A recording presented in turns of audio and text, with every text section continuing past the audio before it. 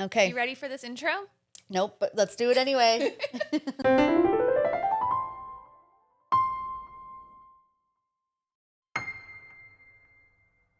Hi, everyone, and welcome to the Nerdy Psychologist Book Club.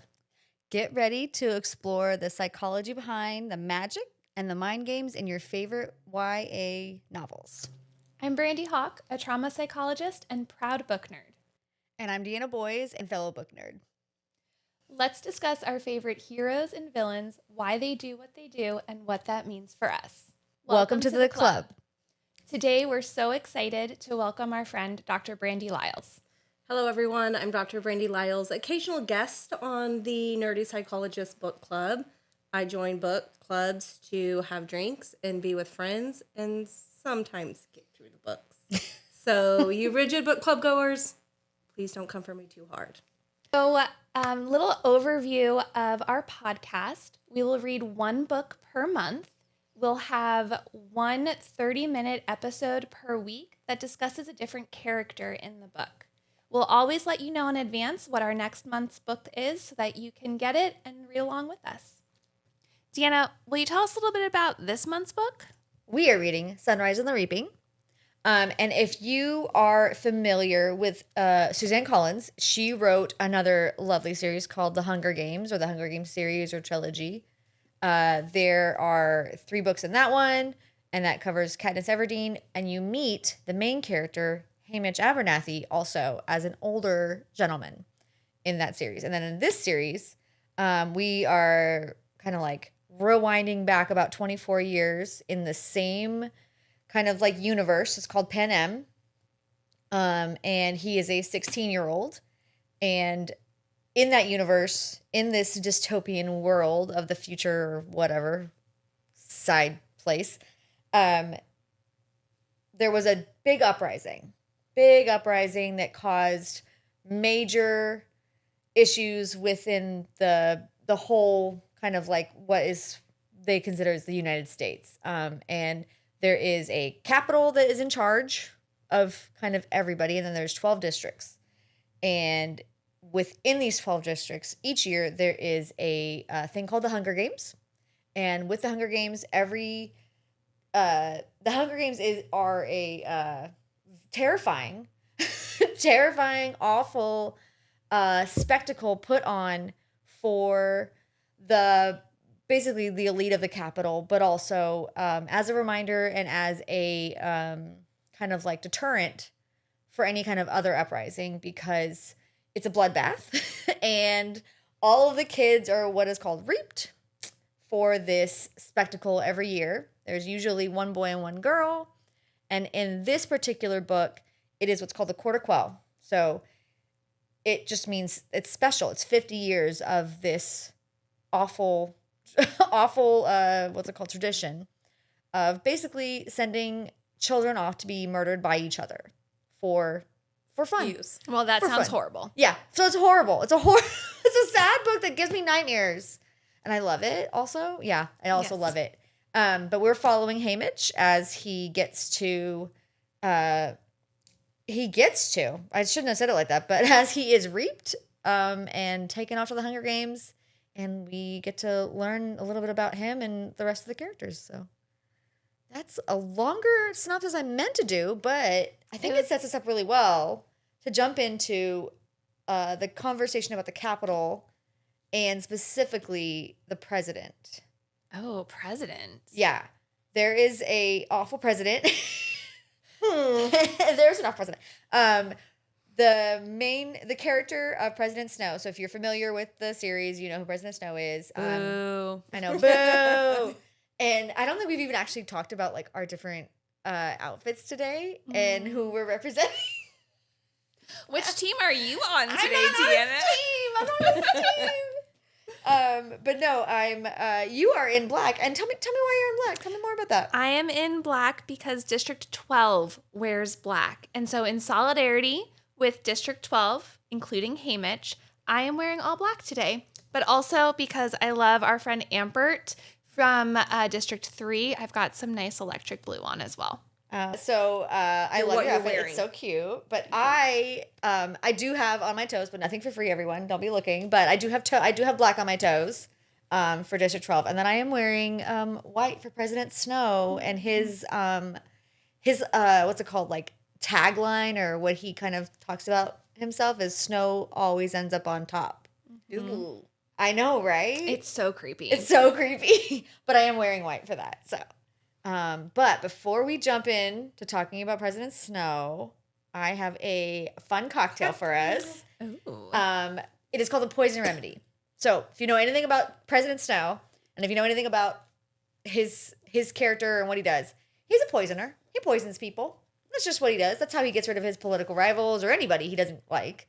But in a way to lull them into a sense of security, he also takes the poison. And the remedy for his particular poison is milk. So we are going to be drinking a milk-based cocktail, and not a real milk-based, like a lactose-free milk-based, because Thank we all you. are... Jill's stomachs are sensitive. We can't handle it. We are going to drink our drinks. So everyone, look at our beautiful glasses. Cheers. Beautiful. And if you are interested in the recipe, it will be on our Patreon. That is delicious. Oh my gosh, it really is, though. I love A little nice poison so remedy. much. Yeah. But I thought that'd be a good place for us to talk about, President Snow and his weird ways.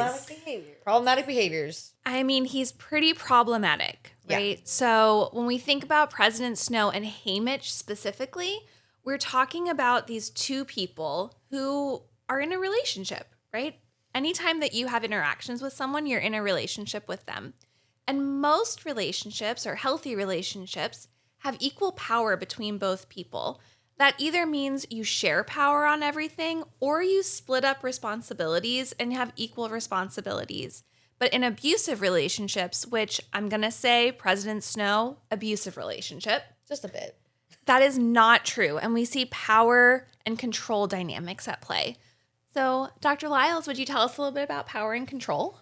Sure. So power and control, there's a lot of different ways that people can show up with power and control. And as you mentioned, like power and control is also just part of relationships. So in typical healthy relationships, everybody shares power, right? There's shared power, there's shared control. And, some person might contribute in this way and the other person contributes in that way. And there's also conversations around what power or control one person is going to have over the other. In abusive relationships, as you were mentioning, that is evident in the one between President Snow and Haymitch, is one person hoards all of the power. And they can have certain types of behaviors that then will basically coerce someone to stay in the relationship for survival reasons, and then also keep them complying for survival reasons.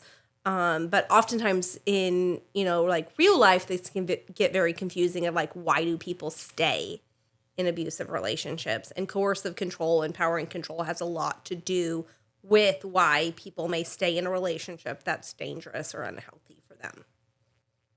Or that it's like the president, Yeah. I mean, it's hard when he's the most powerful person in the world, right? Yeah. I mean, why doesn't Haymitch just say no and run away? Yeah. I mean, it's the president. So can you tell us, let's start with one. What's one of the most common things you see? Sure. So I'm going to start with isolation. And so isolation is one behavior in the coercive control types of behaviors that perpetrators often have. And this is... So isolation in sort of two different ways. So it's isolation from family, friends, people who share your values. Getting you separated from those people can then make it easier for you to believe or go along or comply with the perpetrator's values, right? And so one of them is literal physical isolation. I'm going to isolate you from the people that you care about, from the people who have helped you develop into who you are. I mean, that's literally the entire premise Yeah. of the Hunger Games. Yeah. They take kids from the districts, remove them from everyone that they know, and plop them in the Capitol and then tell them to fight to the death. Yeah. Yeah. So physical isolation, huge. The other thing that I'm interested in your perspective of how this shows up in the book is isolation from what we call like the typical trajectory. So what your life might look like if you weren't in this coercive control environment. Right? And so thinking about, I work with a lot of youth and young adults who've been sexually exploited or trafficked. And so they get coerced into this situation and then they get separated or isolated from going to high school, being on the soccer team, being in community, being in like a typical neighborhood type of, situation. And so it's isolating them from what would be the typical developmental appropriate behaviors or experiences a person has. And the real problem related to that is that even if they're removed from the trafficking experience and then plopped back into their typical trajectory, developmentally appropriate environment, they feel like they don't belong. They also just got treated specially, and they got to have all these fun new things. Yeah. And they were told they were special. Yeah. Does this show up in this book? I mean, absolutely. Yeah. I mean, so first of all, like we said, right, the Hunger Games takes him out of his entire community, right? But in being at the Hunger Games, he assumed he was going to die, right? So he's setting up his whole life that I'm not going to be here after this situation. Yeah. And then what you talked about, he was plopped back in home after he wins.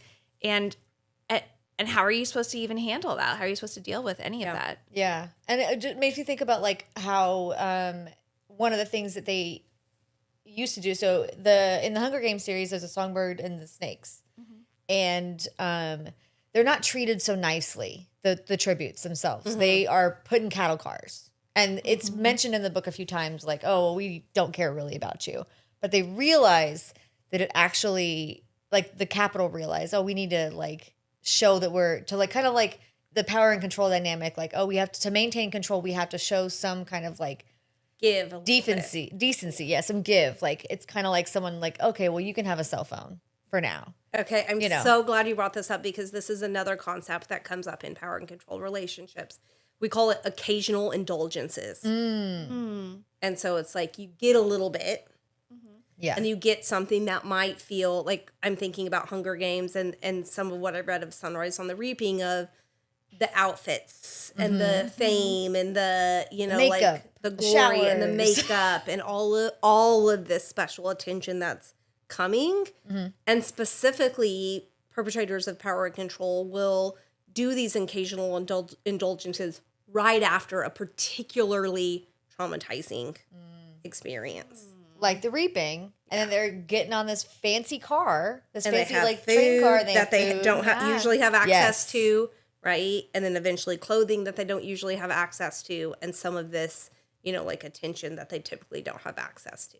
And it's like they're Haymitch has a birthday on the train, and they make him this beautiful cake, this lovely cake, and they're like, yeah, why aren't you eating it? And he's like, normally they don't actually eat cake for his birthday, but it's just like this indulgent. It's you obviously need this, and he rejected it, and it's very implied. And with President Snow in general, is that he is in the book so very little, but he has this omnipresent feeling that some of these things are personally decided that he does these things, especially because it is the Hunger Games is how he maintains control over all these districts. So that brings up another power and control tactic demonstrating omnipotence. And so this is a dystopian fiction novel. So obviously there's a lot of omnipotence that is cameras on the arena all of the time, right? Like people are being watched. What happens in real life is perpetrators will build this sense of, I know what you're doing. I know where you are. And obviously there's some technology and stuff that can be used to, support this idea.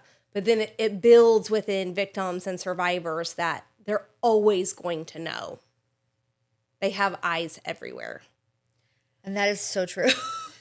Well, and that, I mean, you see that, right? You brought up the arena, right? There's cameras on all the time, obviously. But before the arena, Haymitch sees that omnipotence where he's talking to President Snow, and President Snow brings up Haymitch's girlfriend, Lenore Dove. He doesn't know who she is, but he brings up like, what's her name, right? Because he sees Haymitch's flint striker, and he knows that was made by a covey. And so he shows this omnipotence of, I know more about you than you think I do. Yeah. And not that we need to like sell anything for Suzanne Collins or anything, but Songbird and Snakes, Ballad of Songbird and Snakes is a good one to read or to watch, whichever one you feel like. She was part of both. But you'll get an understanding of what covey means. Covey kind of translates into the people, right? Like I would say that's like the people who are kind of nomadic. So when the capital split into the districts, they didn't actually align right away until they had to, until they were completely destroyed. Yeah, like traveling musicians, basically. Yeah. Which that sort of gets into using loved ones. Oh, okay, yeah. Oh, And so whether that's threats to loved ones, whether that's I'm going to harm them, whether that's you're never going to see them again, which then also like the threats turn into action. Like I'm actually harming loved ones because you're not complying, because you're rebelling, because you're trying to get away from this situation. Okay, so I'm a nerd, right? Please so I want True. I want to thank you. I want to draw you to page 108 where this comes up, right? So this actually isn't about Haymitch, but is showing Snow's control over all of his people. So Haymitch meets somebody named Beatty in the area where he's learning how to fight, learning how to do all these different things. And he goes up to Beatty and he's confused because one of the other tributes named Ampert says that Beatty is his father. And so Haymitch asks, you're Ampert's father? And he says, I am. And no doubt you're wondering why I'm here, Haymitch. Beatty removes his glasses and polishes them on his shirt. It's because I'm being punished for coming up with a plan to sabotage the capital's communication system. I'm too valuable to kill, but my son is disposable. Yeah. Can I just talk about how, okay, sorry, I'm going to like be a little nerd, like full nerd or anything. But Please. like, just like with the books and too, like, okay, so we know, and I know this isn't the book, but we know in Hunger Games, there's a plot to bring down the Capitol through the Hunger Games books. I did not realize how far back it went. No, and how I had no deep it idea. went. I had no idea. Like, I mean, I knew there was a mention of it in the Hunger Games trilogy about Beatty when he does break the code and breaks into the system. He's like, I made this for them. So it's interesting that he gained back their trust at some point, was able to make the system, or it's an old system. I don't know. But like this, the resilience and the kind of like the rebellion has been going on for so long. I did not know. I kind of thought it had started back up. So anyway. That's Yeah, I didn't realize that either. Yeah. So interesting you say that too, because it's like once you're under the umbrella of coercive control or psychological coercion, it can take a long time Such a good point. to chip away at some of those, again, that behavior, information, emotions, spirituality, humanity, all of the things that the perpetrators kind of break down, or the system or society or whatever, right? They break that down, and then you lose touch with that. Mm-hmm. Yeah. And so when you're thinking about like healing from that experience, it's about getting back in touch with it. But first you have to chip away at all of the thoughts and the information and the behaviors that you have learned from being under this coercive control. And so when you're talking about the Hunger Games and how long from Haymitch's experience before it took to take down some of the system, I mean, it was decades. 24 years. Yeah. Well, 24 25 years. until they finally Yeah. succeed. Yeah. Yeah. 25 And years. I'm, like there was, I guess, probably something, there must have been something in between the 10th and the 25th. Oh, for sure. Or the 50th, or the 10th, the 25th, and the 50th. There had to be something.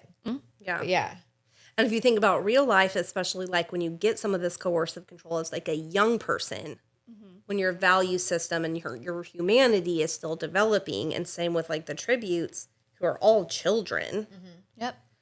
that also shapes, again, sort of who you are and who you believe you are, without really getting that opportunity to like develop and explore who you are without all of this trauma and coercive control. So it can take a long time kind of chip away at that, which is why we need to have like compassion and grace for people who are kind of stuck in some of these coercive relationships, because all of it does in our brain to be able to keep us stuck. And we are all susceptible to psychological coercion and coercive control, right? And so like this is, again, it's just the way our humanity sort of survives when there's no other way out of this situation. We do start to sort of form and believe and hold on to some of the things that the person who's trying to harm us is telling us about ourselves. Yeah, I mean, that makes sense for why it took Haymitch 25 years after this to stand up and be part of the rebellion. Like, he was there in the rebellion. Yeah. This whole story is about how he was the rebellion. And then Snow comes in and says, nope, I'm in control, and quashes that in him for so long. Yeah. Yeah. Are there other things that we should be looking for? Yeah, so one of the things I think that's linked a lot with our basic needs and our survival responses too is this idea of like induced debility. And so I'm going to like remove your basic needs. You can't sleep or eat unless it's under my control. Right? You can't make connections unless it's under my control. Like all of the things that, right? So food, security, shelter, safety needs, security, feeling secure and safe in our environments, and love and belongingness. If someone can control those things, then you have an induced debility to non-comply. So you may want to. This may all be maybe very misaligned from your values.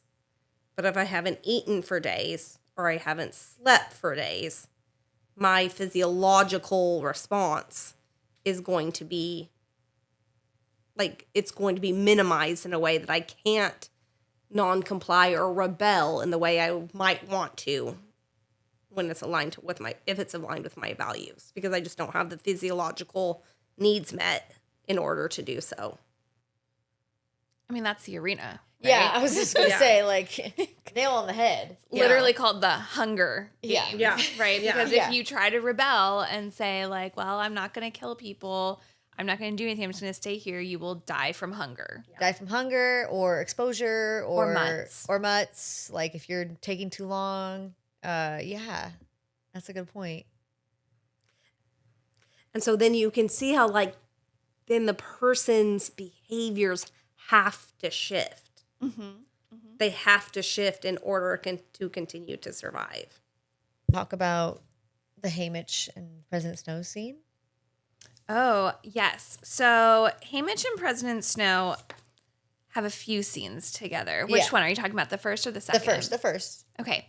So in the first scene, I want you to tell us what this sounds like to you. Right. Actually, I'm gonna pull it up. I'm gonna read it to you.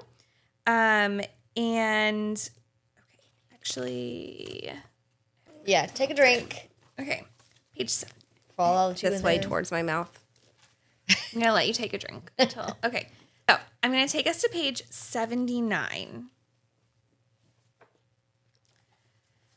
So the tributes have to do this really weird chariot ride where they're put on display. Okay, It's yes, I read this part. super creepy, right? And Llewellyn dies during this. Llewellyn McCoy. Llewellyn McCoy. Oh my goodness. I know. You've had a drink. It's fine. Sorry. Cut. Go again. Can we cut that out? We might keep that, actually. That's actually a good little line there. Okay, so they've had this chariot display, and Luella dies during that time. And Haymitch says... He tries to save her. He tries to save her, and then he says, like, no, President Snow's going to pay for this. And so he brings Luella, and he goes, and he, like, finishes the chariot ride, and he stands in front of President Snow to be like, what are you going to do about it, dude, right? He claps. Right? Okay. Like, great job. The horses come to a stop directly under the balcony. I look up and freeze, too intimidated to breathe. President Snow, not on a screen, but in the flesh, the most powerful and therefore the most brutal person in Panem. He stands calm and erect, surveying the calamity of the opening ceremony. His head dips slightly, and a lacquered, silvery blonde curl falls onto his forehead. Our eyes meet, and a smile plays on his lips. No anger, no outrage, and certainly no fear. I have not impressed him with my performance. The reckless mountain boy with the dead girl in his arms seems foolish, a trifle amusing, and nothing more. Ugh. That's so sad. What comes up for me is like controlling emotions. Mm-hmm. And so if you think about like the perpetrator in this situation, Snow, is he may be having emotions, maybe not, maybe yes, right? But he is not displaying those emotions. And he's making it seem like your emotions are irrational. You're the crazy one. Like, Yeah. why are you being so intense? Oh, I've literally never heard that in my life. No, comes up so much in relationships, right? Sometimes it's called like stonewalling. yes. And so then it's like that person is having no reaction to this very, very intense situation. And because, again, all of the psychological coercion tactics have started to plant in your brain, then you're looking at this person who's the person in power, and you're saying, oh, well, why am I reacting this way? And even if you feel like your emotions are totally valid, your behaviors related to those emotions are either punished, ignored, or invalidated. Yeah.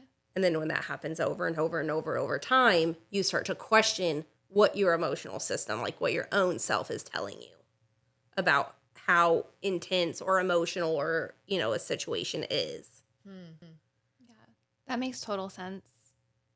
It just feels like like Haymitch was coming and he's like feeling not pride necessarily, but like a little bit of like vindictiveness of like, I'm coming, like you're gonna have to see this, right?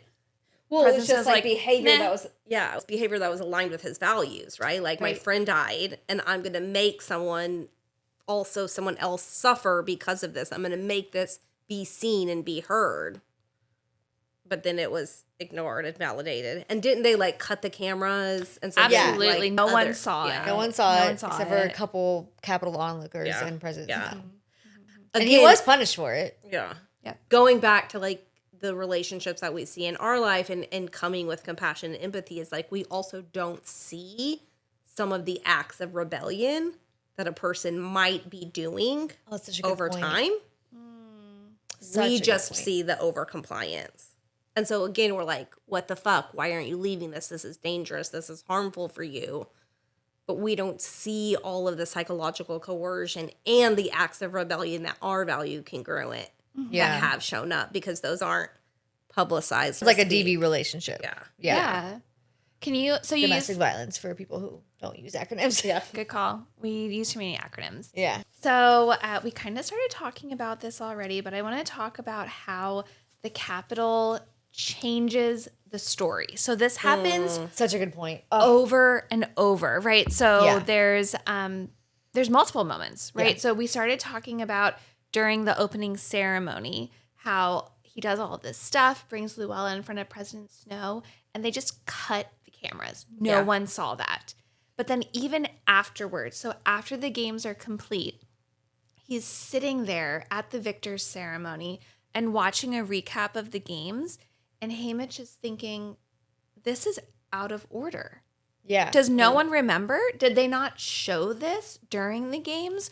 Or have people just totally forgotten They what just happened? accepted it. Yeah. Yeah. Right? Because the capital is President Snow, right? Is ultimately in charge of the narrative. So how does that work? Like changing the narrative is huge, Yes. right? And then if I can get other people to believe the narrative, then the victim survivor is sort of left on an island by themselves where they're sort of remember the facts of the situation. The facts of the situation has been so minimized that Like, then, like so good. And it's just like such a like not to get political, but like it's just such so prescient, like so like what we're dealing with in the real world. Yeah. Where it's like, this happens all the time. It's no big deal. Why are you freaking out about this Right. type Like, of situation? And then the changing the narrative where then people don't actually see the facts. Right. So there's kind of two different avenues. Like you can see the facts and it's like, this is not that big of a deal. Nobody else is freaking out. Why are you so upset about this? But then also you can just remove facts from the narrative. Yeah. And then people are trying to make sense of the situation based on the facts that they're seeing, but they're not seeing all of the facts. And so then they see someone's reaction to the actual facts, and they'd be like, why is this person reacting this way? absolutely. This seems too intense. They took out everything Yeah. about Haymitch trying to, or actively, not even trying, like he did blow up the water tank. Yeah. There was so much happening in the arena. actually happen. Things went dark. Like it Yeah. literally happened, and it was nowhere on that recap. So that's even like minimizing the rebellion. So even though there was some effective rebellion, it was minimized to the public so that then they didn't see the rebellion. And so then again, it kind of just keeps everyone in line. It keeps everyone in compliance. And what does it do to Haymitch? I mean, it's so confusing. Like, I think for victim survivors, right? Like, it's just such a confusing experience to try to make sense of what you remember about the facts of the situation. Your brain will do mental gymnastics to fix it. Too. Yeah. Yeah. Which I think a little bit later on, y'all are going to talk about cognitive dissonance and how that like Yes. plays a role, which I think is that's huge in psychological coercion too. And for Haymitch specifically, right? Like anyone that could have corroborated his experience is Was now dead. literally dead. Yeah, literally dead. Yeah. Literally. Yeah. They were all taken away. Yeah. We laugh, but it's so sad. I know it's, so terrible. sad. Oh my gosh, side note, right? Like reading the books is one thing. I still remember the day that I saw the first Hunger Games movie and I was like, "Oh, it's different to watch children kill each other." Yeah. This is You know what's different. interesting is that you had that reaction. Other people didn't. I And other people don't. Like people got obsessive with the actual games themselves. It became Team Gale and Team PETA. Like Yeah. the marketing was weird. Yeah. You no, know, for sure. and like what people took away from it, like, oh, who are you? And I remember talking to someone about that, and I'd being like, I guess I'm Team Gale. I don't know. I mean, that's I had- incorrect. That's not. That's It's like, incorrect. That's it was incorrect. I hadn't read That's the book incorrect. yet. It's no, I'm not. I'm Team PETA. Okay, good. It's I but don't listen- know if we but can even be listen- friends anymore. Listen to y'all right now, right? Like that's also what psychological coercion does. Is it like puts it. people on sides, Yes. right? And so it's like I have to pick a side, good side, bad side, whatever. Oh, that's right? such a good point. And that again, like then us going into these boxes. You mentioned sort of political. I know we don't want to get too political, but like thinking about being in those boxes then makes us like conform to, I mean, in psychology world, we call it group think, right? Yeah. So it's like then you start to think and behave and feel more like the box that you're put in. And then you can't see the other box as humans.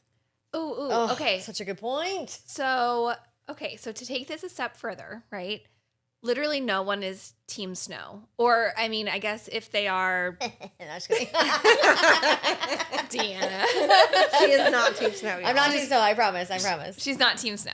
She would but- not be invited if she was. But I mean, I suppose like maybe Yeah. there's people who are Team Snow, but like in general, like no one's Team Snow. He's clearly the bad guy. We all hate him, right? He's the one in control.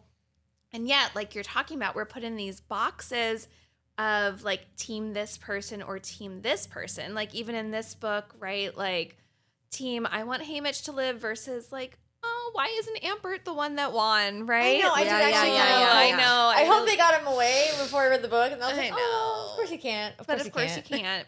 Right. And so like, is that part of power and control too, that the person in power actually takes themselves out of the box equation? So we're so busy fighting with each other that we don't think such about a good them. point. Such a good Well, question. Yeah, when you were saying that, I was thinking about like Snow in the games. Mm-hmm. And the games are Snow. I mean, like it is an extension. Like he has end control. Like Absolute. the game Right. maker sets it up, and then he goes, I don't want this, I want this kind of a Right, thing. but who controls the game maker?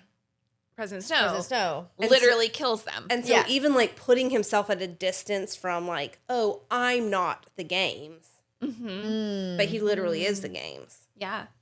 Right? Yeah. And so then I think that it's another sort of deflection or like watering down of the power and control behaviors from the actual perpetrator themselves. But it is a person or a system or a society or whatever. Hate that the is player, don't hate the game. Yeah. But Or actually, hate the also game, you don't hate the player, I mean. I've had a drink. But also Hate maybe the game, both. don't play- yeah. Yeah. But we should be hating the player and the game, both. Yeah. Yeah. And Yeah. yeah, and typically though the player, if you're thinking about in this terms of the tributes, right, is they are in this coercive cycle over, I mean, intergenerational ancestral trauma cycles Yeah. that they don't have much choice. Like coercion isn't consent. And so even if someone's saying, yes, yes, yes, me, pick me, right? Usually for survival reasons, or if you're thinking about Katniss later in the series to protect like younger, more vulnerable people, it's still a decision that is surrounded in the umbrella of coercive control. And if coercive control exists, consent cannot exist. That is such a good point. So important to remember. Yeah. What about economic abuse? Did this another thing that comes up in like intimate personal, intimate partner violence? Let's talk about that. It's a good point. And domestic violence, where it's like, now I'm going to control your finances. And at least in our like society, that's heavily capitalistic society, like you need finances in order to survive. Like I have to have money to buy groceries and to get shelter and XYZ. And so if I control that thing, then I'm controlling your access to basic needs. That's a good point and interesting. And in the world of the Hunger Games, I wouldn't say it's necessarily straight capitalistic, but it is. I mean, I would say it's actually capitalism to the extreme, Oh, it's a good point. Okay. right? Like I would say it's like way beyond the same capitalism that our society is, where like the districts are the workers. Right. And the capital are all the people that are benefiting from the work Like of the the 1% workers. or whatever, They're or like the the wealth. entire They're literally the capital is the 1%, 1%, yeah. right? Yeah.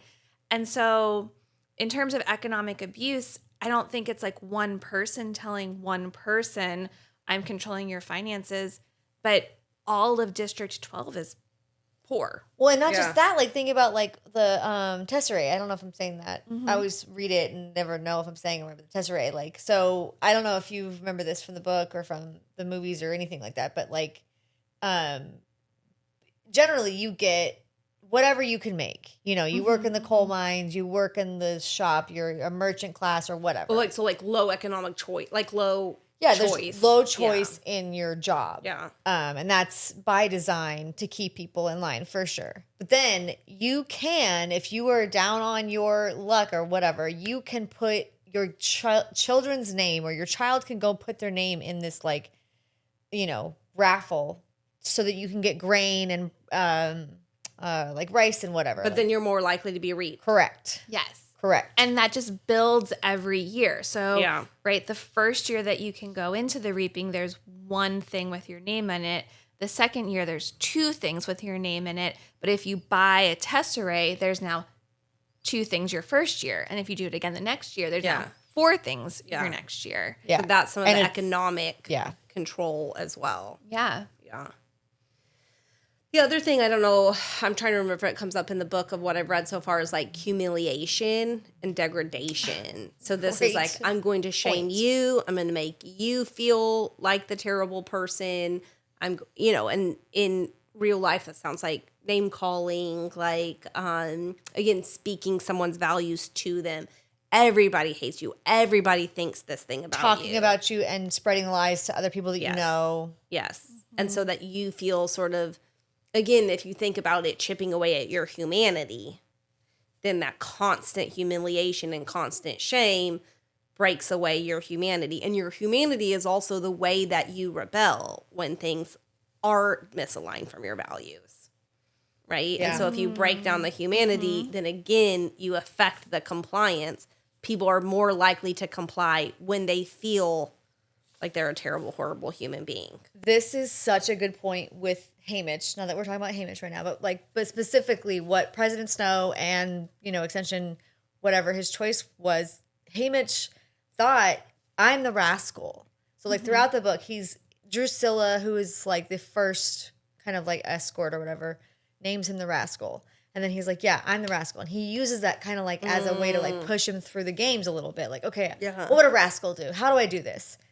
And he's like, I'm making my own thing. And one of the other things that he also talks about is like his dad said, don't let them paint your poster. Or I can't think of the actual like term, but like he's like, you decide how they're going to view you. Yeah. And that's a common theme. Like you take control of your narrative.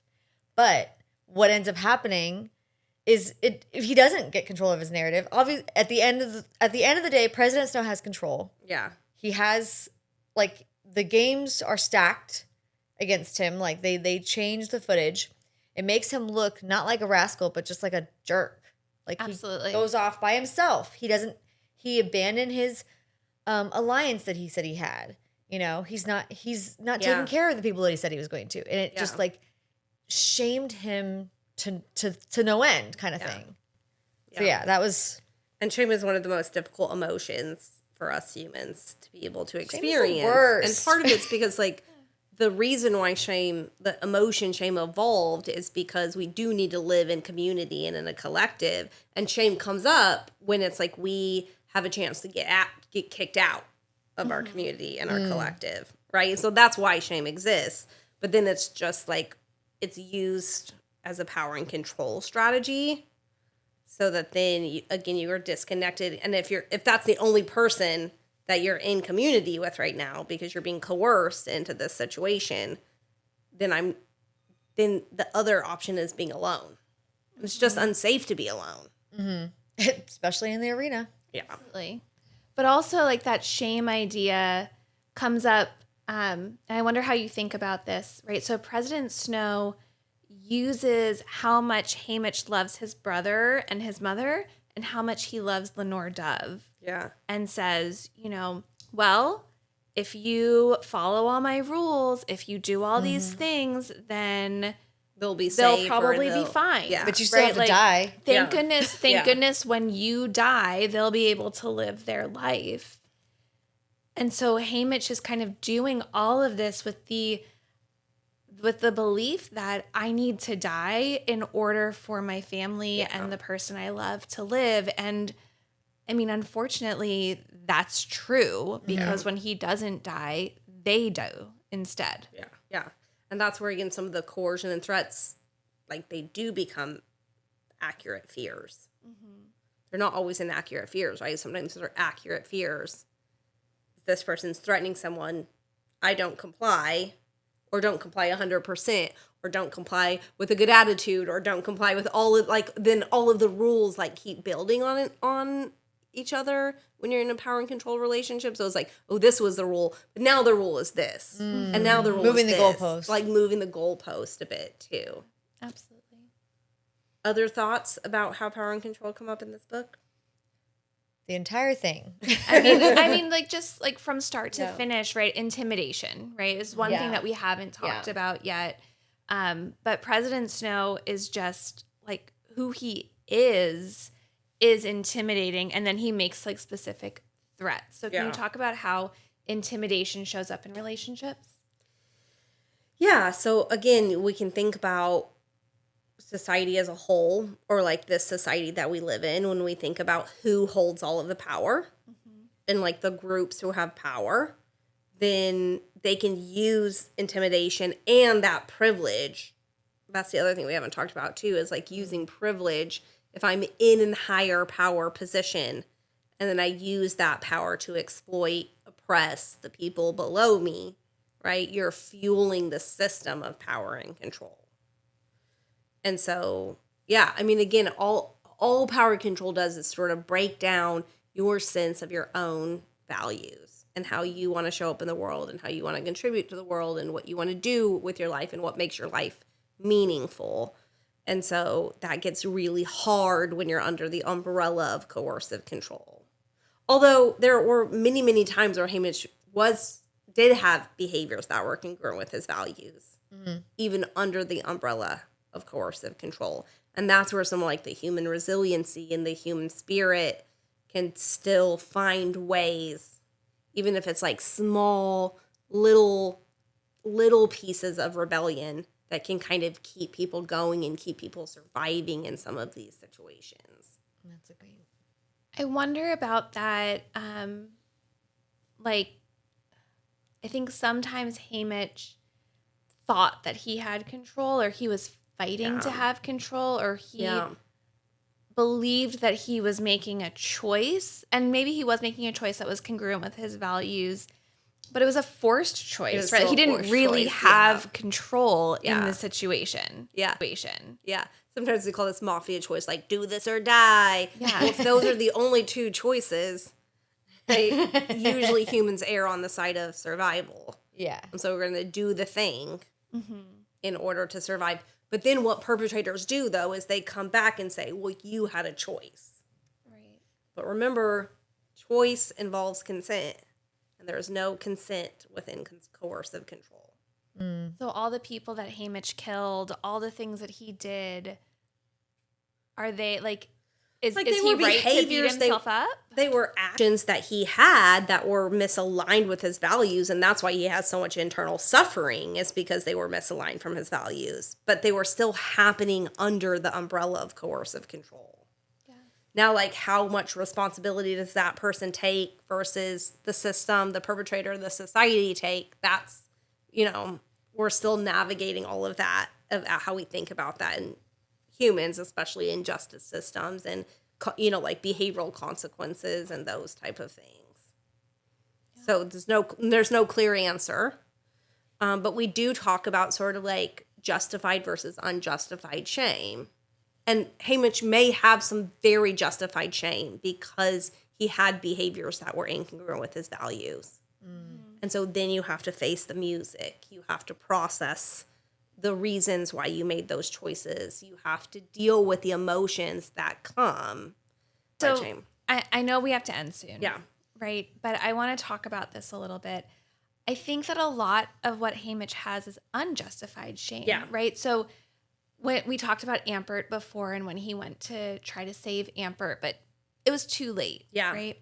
And so he feels responsible for Ampert's death when literally Snow had him marked the whole time, and Beatty knew it and told him that. Like, it's like this is the one unjustified. Where the robot squirrels got in. Yeah, the robot squirrels. Yeah, Yes. and like the thing is like they're she said it's like he was marked, he was reaped basically illegally, like he was like forcibly reaped, and he was gonna die.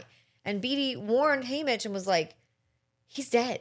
Yeah, he's gone. This is it. I'm warning him already. Like, so he has no, like, it was just going to happen. And I think it's so sad for Haymitch. It's so sad. And also I think the unjustified shame and the justified shame just kind of piled up on each other. Although, again, it's hard to even say it's justified shame when it's such an umbrella of coercive control. They are forced into this situation. Right. Mm-hmm. He didn't choose to go into this situation. He was forced into this situation. From, again, decades and decades of intergenerational psychological coercion. And President Snow. Yeah, and from President Snow. Yeah. Right? Yeah. Or from President Snow's predecessors. Do you know anything about... I mean, no, it's President Snow. It's Snow. It's just... I mean, he made the decision to... The Hunger Games were around before started. him. The Hunger Games were there before President Snow. 10 years before him. But like literally only 10 years before him. And then he took over really, really soon on. Yeah. And he is the reason that all of this power and coercion exists, right? He is the one that said, we need to treat them nicely. He's the one that said we need to give them mentors and make them feel like they have a chance to win. Occasional indulgences. Yes. Right, exactly. He's the one that said we need to create stories for them so that people are interested and want to see them win. See how that's like minimizing the... You can't say like, oh, we're going to put these kids in a murder bath and you're going to enjoy it. You're going to watch it, right? Like you can't... People aren't going to go along with that. But if you paint it up a little bit and you do some of this marketing, then people are much more likely to, again, sort of have things that are incongruent from their values. Which is the Ballad of Songbirds and Snakes. Yeah. That is literally that whole That book is that that we're book, not yeah. talking about today. Yeah. But yes. Which that is also a very hard read. Unjustified shame. So, like, the strategy to deal with unjustified shame is to let go of the unjustified shame, or to put it on the person who has created the situation and not holding on to it. When it's justified shame, you want to face the music. You want to try to repair.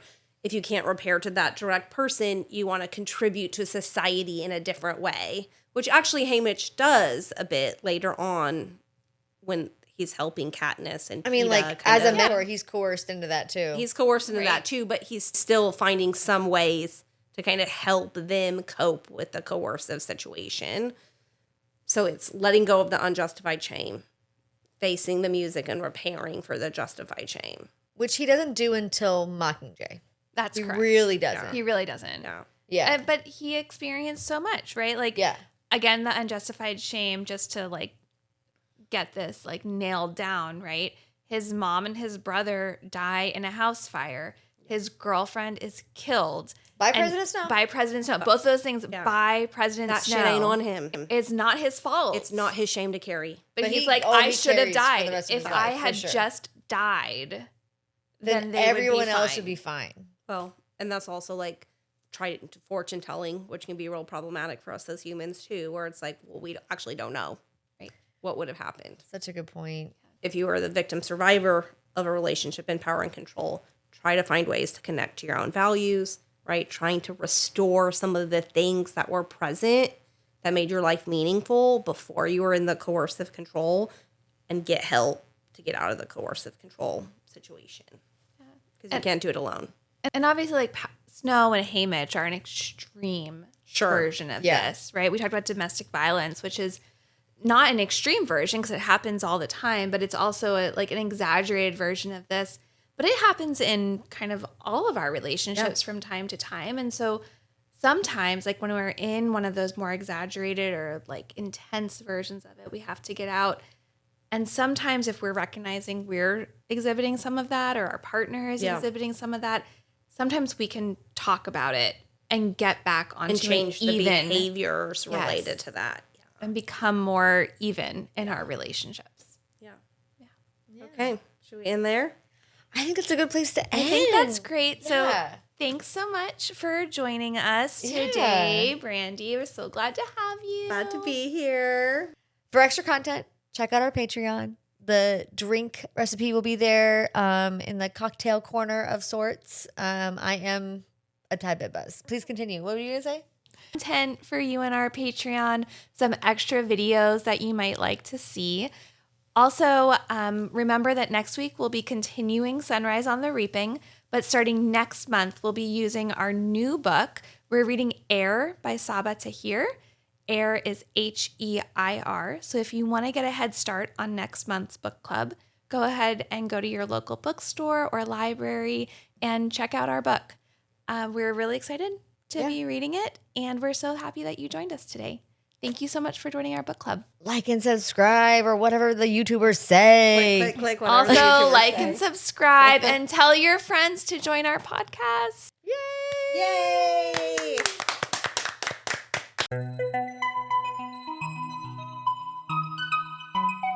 The synopsis of the book is so fucking disturbing. It's so disturbing.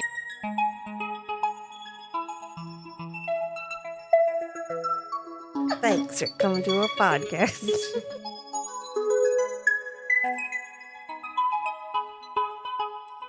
I will be using all of this. For bloopers. For bloopers.